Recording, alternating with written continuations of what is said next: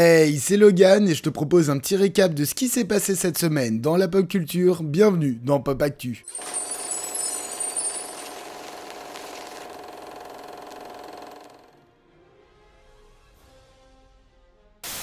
Du 20 au 23 juillet s'est tenue la San Diego Comic Con, une grosse convention qui est l'occasion de dévoiler de nouveaux projets, bandes annonces, etc. Mais avec la grève des scénaristes et des acteurs, ainsi que le fait que les studios n'aient pas forcément grand chose à proposer, nous avons une convention plutôt maigre cette année. C'est pourquoi, au lieu de faire un épisode hors série, je te propose un récap en très bref de tout ce qu'on y a découvert. Une nouvelle photo de Percy Jackson et les Olympiens a été dévoilée, une nouvelle affiche pour Mutant Mayhem a été diffusée, le film Lego Avengers Code Red sortira en automne 2023, une nouvelle bande-annonce pour la 4ème saison d'Harley Quinn a été dévoilée, une nouvelle affiche pour Haunted Mansion a été diffusée, une nouvelle bande-annonce de l'histoire de Spider-Man 2 a été dévoilée, ils en auront également profité pour montrer l'édition spéciale de la PS5 pour l'occasion, un comic Justice League contre Godzilla et King Kong sortira en septembre, une nouvelle bande-annonce et affiche de The Marvels ont été diffusées, une nouvelle affiche pour Gen V a été dévoilée, la série commencera sa diffusion le 29 septembre, une affiche et bande-annonce pour la seconde saison d'Invincible ont été dévoilées, elle sortira le 3 novembre sur Prime Video, d'ailleurs un épisode spécial sur Atomic Eve a été publié sur la plateforme, l'auteur Ram V signe un contrat d'exclusivité avec DC Comics,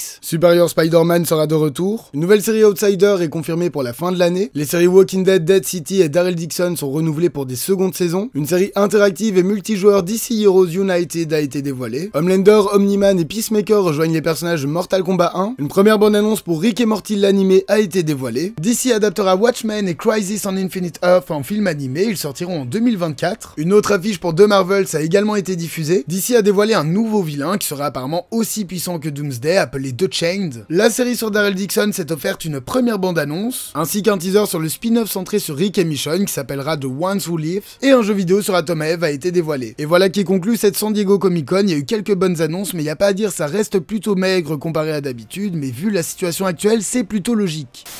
Le réalisateur Hayao Miyazaki est de retour 10 ans après son dernier film. Le studio Ghibli est au fond du trou et ils ont pris la décision de ne dévoiler ni visuel ni bande-annonce du film à part une simple affiche dessinée de la main de l'auteur. Celui-ci s'était d'ailleurs dit très inquiet car il n'était pas sûr que les gens viendraient voir un film dont ils ne savaient rien. Celui-ci est sorti ce 14 juillet au Japon et oui, c'est un succès. C'est bien simple, il a engrangé plus d'1,83 milliard de yens lors de son premier week-end d'exploitation, réalisant donc le second meilleur démarrage du studio. Le film a profité de ce succès pour dévoiler finalement un second visuel et il devrait finalement sortir en France, distribué par Gaumont. Rendez-vous donc normalement en septembre si tout va bien pour découvrir comment vivre.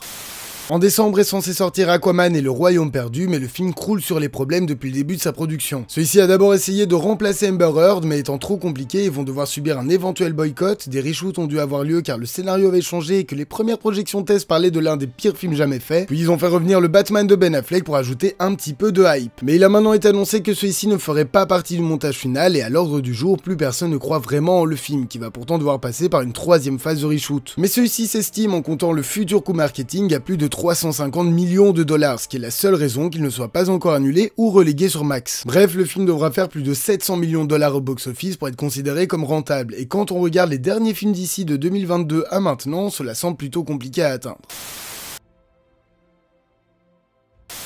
Une nouvelle bande-annonce pour The Monkey King a été dévoilée, une nouvelle bande-annonce et affiche pour Migration ont été diffusées, de nouvelles affiches pour la 3ème saison d'Only Murders in the Building ont été dévoilées, de nouvelles affiches pour En eau très trouble ont été diffusées, Aaron et Adam Nee seront à la tête d'un nouveau film Lego, une nouvelle bande-annonce et affiche pour Haunting in Venice ont été dévoilées, une nouvelle bande-annonce et affiche pour Gran Turismo ont été diffusées, le film devrait durer 2h15, une nouvelle image de L'Anon 2 a été dévoilée, de nouvelles images de Wish ont été diffusées, une première image de Saw 10 a été dévoilée, le film Borderlands devrait sortir le 7 août 2024. Suite aux grèves, Warner Bros pourrait décaler Dune 2, Aquaman 2 et The Color Purple en 2024. Une nouvelle bande-annonce pour le live-action One Piece a été diffusée. La série The Continental sortira le 22 septembre aux US. Une nouvelle affiche pour Expendables 4 a été dévoilée. Et pour finir, de nouvelles affiches de la série Percy Jackson ont été diffusées.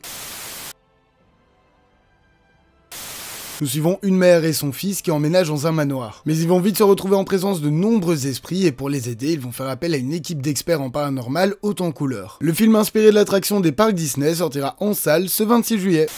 Un groupe d'amis va découvrir une mystérieuse main qui leur permettra de conjurer les esprits. Ils s'amusent beaucoup avec leur nouveau jeu, cela fait sensation sur leur réseau, mais il y a une règle, il ne faut pas tenir la main plus de 90 secondes. Le jour où l'un d'entre eux va échapper à la règle, ils vont devoir faire face à tous les esprits qu'ils ont invoqués. Le film d'horreur de Danny et Michael Philippou sortira ce 26 juillet en salle. Et petit rappel pour les fans, ce 24 juillet sera également la 11e saison de Futurama après 10 ans d'interruption. L'occasion de voir nos héros réagir à des problèmes comme les vaccins, la crypto-monnaie, etc. Rendez-vous donc dès maintenant sur Disney+.